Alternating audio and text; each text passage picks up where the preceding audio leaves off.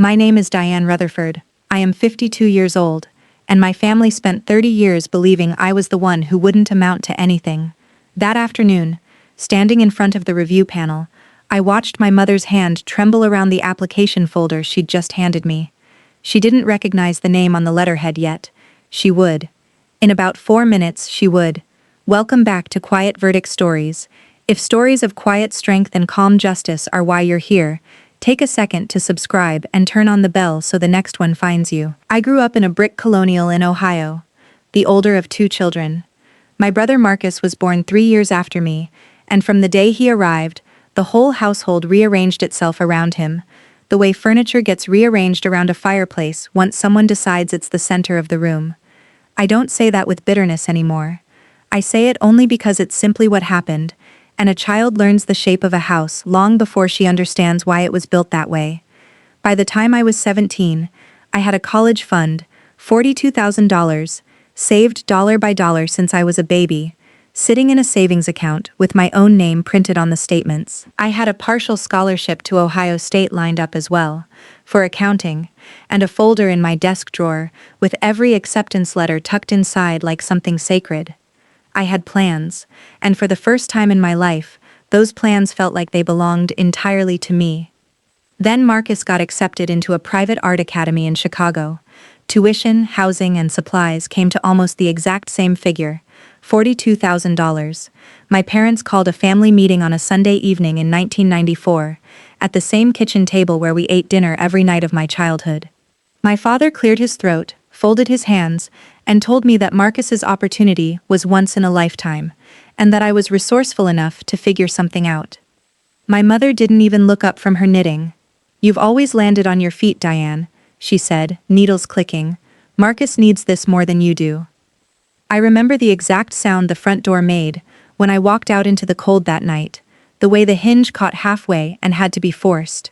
I didn't scream, I didn't argue.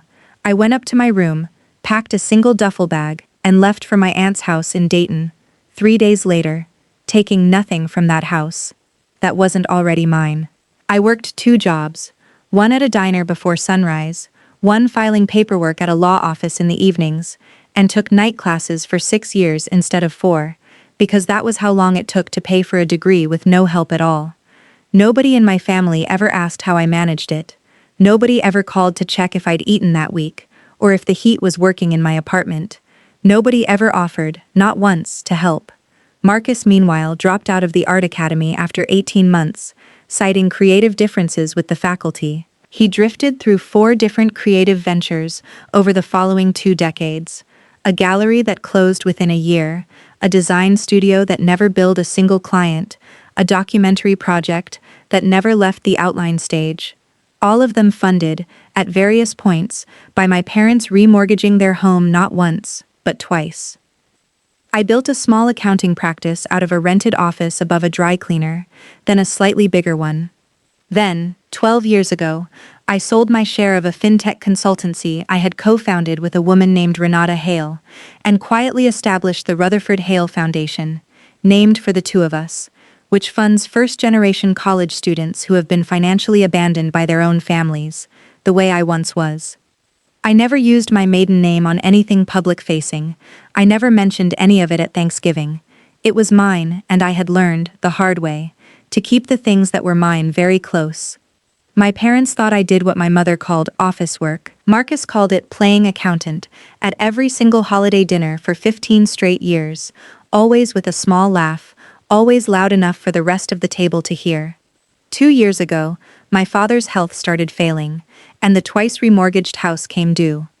My parents called me, not to apologize, not to ask how I was doing, not even to ask about my health, but because they had heard, through a cousin at a family funeral, that I had money now. I drove to Ohio on a rainy Tuesday in October. My mother opened the door already talking, the way she always did when she wanted something. Marcus's gallery show fell through, and we're behind on the second mortgage. I sat down at the same kitchen table where they had told me to figure something out 30 years earlier. The wood grain was exactly as I remembered it. My father slid a stack of papers across to me, without preamble. $48,000. "It's the least you can do," he said, not looking up. We gave Marcus his shot. Family helps family. You mean the way you helped me, I said quietly. My mother's face tightened. You were always the strong one. Marcus needed it more. I didn't raise my voice. I never do. I folded my hands on the table exactly the way I'd been taught in every negotiation I'd ever walked into, and I told them I would think about it. My father slammed his open palm flat against the wood, rattling the sugar bowl. Think about it? You sit in your fancy office, in your fancy blazer, and you'll think about it? We are your parents. And I was your daughter, I said. Once.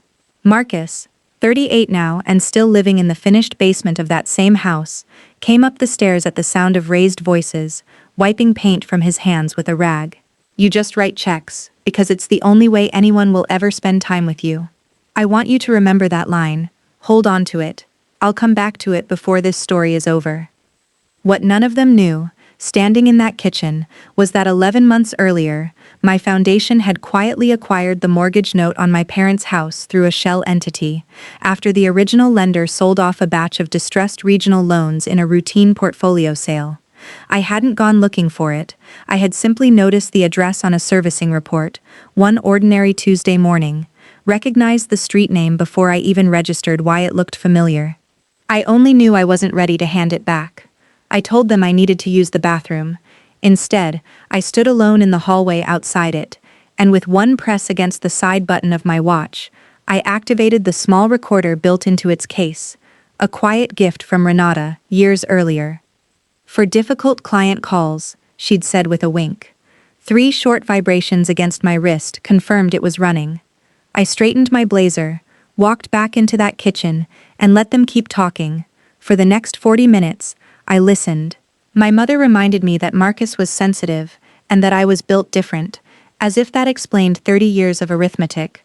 Marcus repeated, twice, that nobody in this family had ever really liked me, and that money was the only language I understood. Every single word landed cleanly onto a digital track that would outlast the argument by months. I am 52 years old, with silver-streaked dark hair cut into a sharp shoulder-length bob that I have worn the same way for a decade. That day, I wore a charcoal wool blazer over a cream silk blouse, tailored black trousers, and Renata's old steel watch on my wrist, plain, unremarkable, giving no sign at all of what it had just quietly done. 6 weeks later, my parents submitted a formal grant application to the Rutherford Hale Foundation, entirely unaware that it was mine. Marcus had convinced them that a so-called Family Arts Legacy grant would cover his next venture and quietly absorb the mortgage shortfall on the side, folded in as a line item nobody would question too closely. The application listed hardship, community contribution, and, I will never forget this exact phrase, because I read it 3 times before I could believe it, a lifetime of sacrifice for family. I let the application move through our normal review process, untouched by me, exactly as every other application is treated, until the finalist panel, held in our downtown Cleveland office, on the second Thursday of October, at 2:30 in the afternoon. My parents and Marcus arrived at 2:25.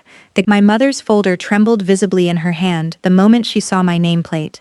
10 minutes into the meeting, my father tried the same tone he'd used at that kitchen table 2 years earlier. Diane, don't be difficult about this. This is for family. This foundation doesn't fund family, I said, my voice level. It funds people who were abandoned by theirs. Marcus stood up so fast his chair scraped hard against the floor. This is insane. You own this, you own the foundation, and you never told her of her own. She didn't raise her voice either. Her tone was flat, procedural, the voice of someone reading a weather report. Mr. and Mrs. Rutherford, I need to flag something before this panel proceeds. This application lists your primary residence as unencumbered. Our servicing records show an active mortgage note, held, as of 11 months ago, by an entity connected to this foundation. My father went pale, the color draining out of him in seconds. My mother started to say the word misunderstanding 3 separate times without ever finishing the sentence. Marcus turned on both of them, right there in front of the entire panel, his voice cracking upward into something ugly. My father went pale. You told me we just needed the grant money for the gallery space. Were you going to use MY grant to cover a mortgage you'd already defaulted on? My mother snapped back that Marcus had spent every dollar this family ever had, and my father just kept repeating that this was a misunderstanding, his voice climbing higher with every repetition, until it finally cracked altogether and he sat down hard in his chair, saying nothing more. I let the recording play. Renata connected my watch to the conference speaker herself, calm and procedural as ever. Then Marcus. Clear as the day he'd said it, unmistakable. Nobody even likes you, Diane. You just write checks because it's the only way anyone will ever spend time with you. Nobody in that room spoke for a full 10 seconds. I let the silence sit exactly as long as it needed to. I stood, buttoned my blazer, and looked directly at my brother. You're right, Marcus. Nobody in this family ever liked me for free. So consider this the last check I'll ever write. To my own peace. I denied the application. I instructed our legal team to proceed with standard mortgage servicing, at ordinary market terms, the same terms any other homeowner in default would receive. Just the door, finally, closing evenly on both sides. After 30 years of hanging open only in one direction, Renata walked them out herself, folder tucked under her arm, offering nothing more than a business card with our servicing department's number on it.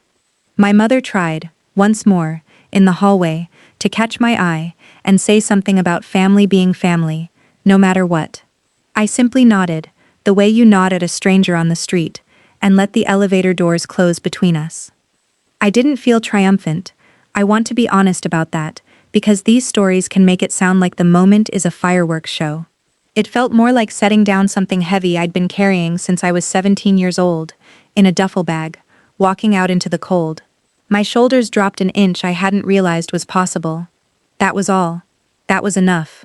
If you've ever been the strong one in your family, the one who somehow got left out of the help but was never once left out of the demands, I want you to hear this clearly. Your composure was never permission for people to keep taking from you. Boundaries aren't cruelty. They are simply the first time you've told the truth out loud, after years of swallowing it to keep the peace. You are allowed to stop funding people who never funded you back. Not with money, and not with love, and not with the smallest ounce of respect. If this story meant something to you, hit like and subscribe, and I'll see you in the next one.